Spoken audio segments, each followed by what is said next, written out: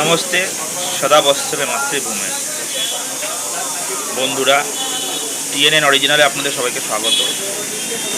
আজকে যে বিষয়টার উপর বলতে চাইছি সেটা হচ্ছে গুরুত্বপূর্ণ বিষয়,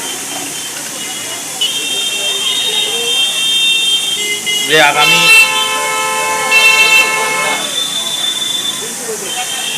এপ্রিল মে মাসে আসন্ন লোকসভা নির্বাচনের ওপরে গুরুত্বপূর্ণ বৈঠক দিল্লিতে হয়েছে। সেই বৈঠকে ওপরে নির্বাচন কমিশন স্বরাষ্ট্রমন্ত্রীর কাছ থেকে যে 920 কোম্পানি সেন্ট্রাল ফোর্স চেয়েছিল, তার ওপরে গুরুত্বপূর্ণ বৈঠক এখন হচ্ছে।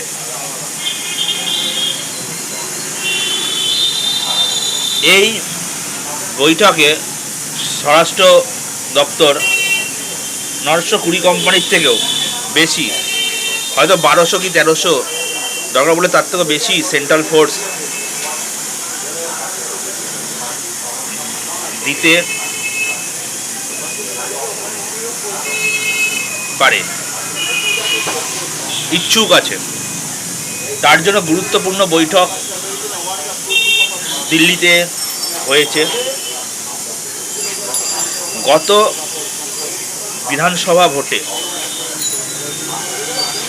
এবং তারপরে পঞ্চায়েত ভোটে ঘটে যাওয়া অমানবিক অত্যাচার, মানুষের ভোট কিনে নেওয়া, এগুলোর রিপোর্ট, শিশু কমিশনের রিপোর্ট, এখানে উপদ্রুত অঞ্চল, বিশেষত 50খানা অঞ্চল আছে যেখানে ডেমোগ্রাফি চেঞ্জ হয়েছে বা করা হচ্ছে।